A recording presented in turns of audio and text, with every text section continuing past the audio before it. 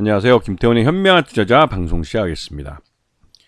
본 영상에서 다루는 내용은 투자 권유가 아니며 각 개인의 투자 판단에 대한 책임을 지지 않습니다. 별도 SNS 채널 가입을 유도하거나 투자 권유 및 유료 리딩 서비스를 홍보하는 불법 사칭 계정에 유의하시기 바랍니다. 자, 오늘은 레몬레인, 이게 이제 회사 이름이 바뀝니다. 이번에 이제 그 임시주총에서 이정재 배우 측이 이제 완승을 했죠. 완승을 하면서 김동래 대표도 이제 물러나고, 김동래 대표가 창업했던 레몬레인은 이제 전혀 다른 이름으로 바뀌게 되는 것이죠.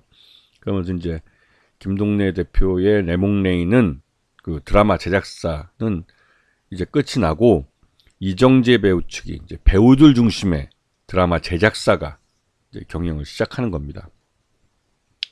이 레몬레인은 그 드라마 제작사로 유명하죠. 뭐 이름만 들면 알만한 드라마도 많이 제작을 해왔고, 지금 보시게 되면 최근 들어서 올해 들어와서는 미녀와 순정남, 체크인 한양, 뭐 백설공주에게 죽음을 뭐 이렇게 몇 개 못했습니다. 올해는 이제 상반기 지나서 이제 9월, 10월 달인데 지금 드라마 한 3개 정도밖에 못했기 때문에 전체적으로 실적은 좋지 않습니다. 드라마 제작사는 드라마를 1년에 몇 편을 제작하느냐에 따라서 실적이 달라지죠.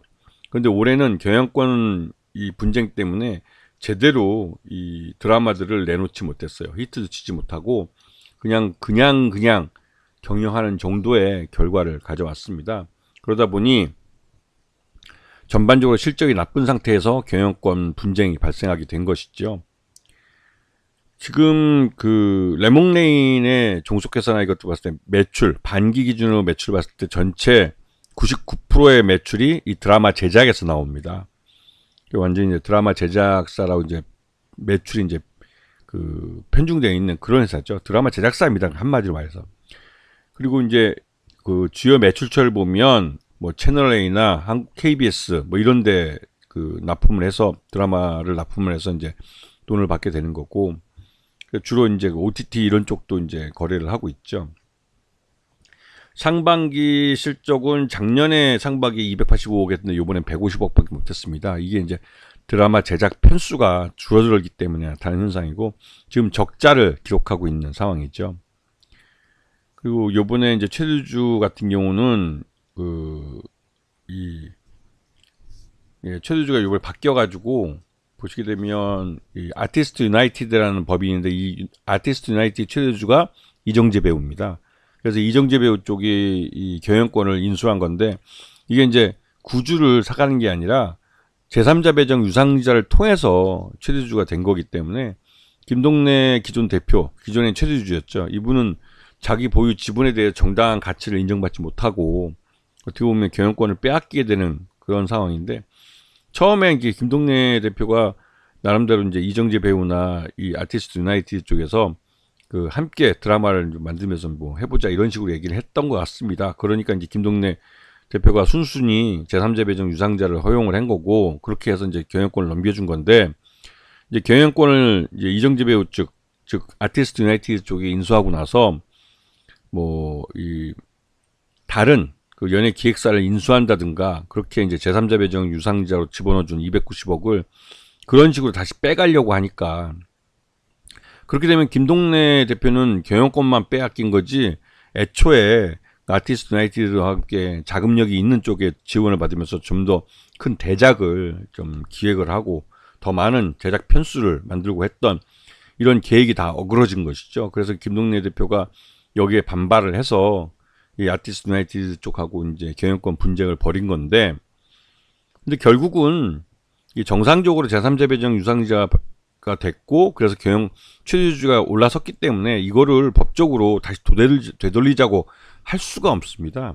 결국 이번에 10월 30일 날 임시주총에서 그 이정재 배우 쪽이 승리를 했고, 그 이정재 배우 쪽은 원하는 대로 지금 보시게 되면 이 사내이사 이태성 그 대표이사죠. 아티스트 유나이티드의 대표이사하고 이정재 배우, 정우성 배우를 지금 이제 대표이사로, 그러니까 이 등기 임원으로 이번에 좀 선임을 했고, 박혜경 씨를 사회이사로 만들었습니다. 그래서 원하는 대로 다 집어넣은 거예요. 그리고 임시주총에서 이제 이 신규 사업으로 뭐 여러 가지 넣지만 화장품 및 생활용품 제조, 유통, 판매업 이런 것도 집어넣기 때문에 실제로 화장품 제조사를 인수할 수도 있겠다라는 좀 그런 추측이 되는 것이죠. 그래서 요번에 임시주청 결과를 보시게 되면 임원 등기들도 그렇고 전환사채와 신주인수권부사채의 발행 한도를 확대해놨기 때문에 이 전환사채와 신주인수권부사채 또 교환사채 등을 이용해서 외부 자금을 끌어올 거라는 걸 알 수가 있습니다. 그렇게 되면 이 레몽레인의 주식수가 굉장히 많이 늘어나게 되는 것이죠.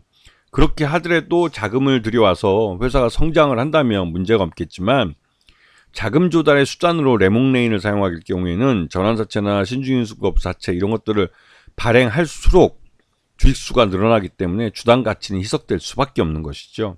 그래서 그 실제로 이러한 자금을 들어와서 진짜 성공한 드라마를 제작한다든가, 즉 자기 주력 사업이죠. 주력 사업에서 수익을 낼 수 있는 모습을 확인을 해야 되는 것이죠. 이 전환사채나 신주인수권부사채 뭐 이런 걸 통해서 이제 외부 자금을 끌어왔는데 이걸 갖고 다른 기업을 M&A 한다고 다시 돈이 빠져나가 버리면 결국은 이 레몽레인은 외부 자금을 끌어 들어와서 거쳐가는 그 정거장밖에 안 되는 겁니다.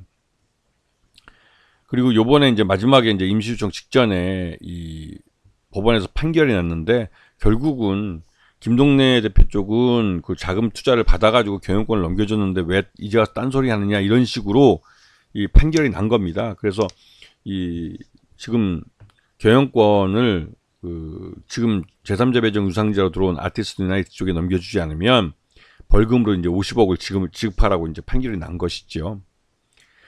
자, 그래서 레몽레인 주가를 보면 지금 최근에 이제 경영권 분쟁 때문에 주가가 많이 흔들렸지만 이제 그 10월 30일 날 이제 경영권 분쟁이 완전히 이제 임시유청에서 끝이 났고 이제 아티스트 유나이티드 쪽의 경영권이 아직 넘어갔습니다. 그래서 이제 이 경영권에 대한 불확실성은 해결이 된 것이죠. 그리고 앞으로 레몽레인이 전환사채나 신주인수권부사채를 발행하더라도 주가를 끌어올린 다음에는 할 수 있습니다. 지금 현재 주가에서 그 전환사채나 이걸 발행하면 실제로 투자자들을 모집하기가 쉽지는 않아요. 주가가 어느 정도 오르는 걸 보여줘야 거기서 이제 투자자들이 들어오고 그 다음에 이제 이 전환사채나 신주인수권부사채를 발행한 다음에 1년 후부터 권리를 행사할 수 있기 때문에 그 이후 1년이라는 기간 동안 주가를 하락시켜서 그 말 그대로 이제 전환 가격이나 신주인수권 행사 가격을 가장 낮게 바꿔주면 그 전환사채나 신주인수권부사채에 투자한 투자자들에게는 이익 극대화가 되는 것이죠. 그렇게 한 이후에 주가를 다시 끌어올려서 이 주식을 그러니까 전환사채를 주식으로 전환시키고 신주인수권부사채를 행사할 수 있게 만들어서 그 채권 투자자들에게도 이익이 되고 또 이 회사 자체의 주가도 어느 정도 오르는 그런 모습을 만들어갈 가능성이 큽니다. 그래서 지금 레몽레인의 이 전환사채나 신주인수권부사채를 발행을 해서 외부 자금을 유입시키려고 해도 주가를 일단 끌어올려야 되기 때문에 이 레몽레인은 호재성 재료들을 내놓을 가능성이 큰 것이죠. 그래서 장기적으로 이제 이 레몽레인의 주가가 좀 어느 정도 올라야 그때 가서 이제 전환사채하고 신주인수권부사채를 발행을 해서 외부 자금을 끌어올 겁니다. 그리고 그렇게 한 이후에 그 자금을 어떻게 쓰는지를 잘 보셔야 되는 것이죠. 그래서 이 레몽레인 같은 경우는 이제는 경영권 불확실에 대한 이 불확실성은 사라졌지만 앞으로의 경영에 대해서는 이제 또 이 불확실성이 더 새롭게 만들어지는 그런 과정이라고 볼 수 있죠. 근데 분명한 사실은 몇 번 더 강조를 하지만 전환사채나 신주인수권부사채를 발행을 해서 외부 자금을 끌어들이려면 현재의 주가보다는 주가가 더 올라야 가능할 거라는 그런 사실입니다. 아시겠죠? 자, 오늘 방송 여기서 마치겠습니다. 감사합니다.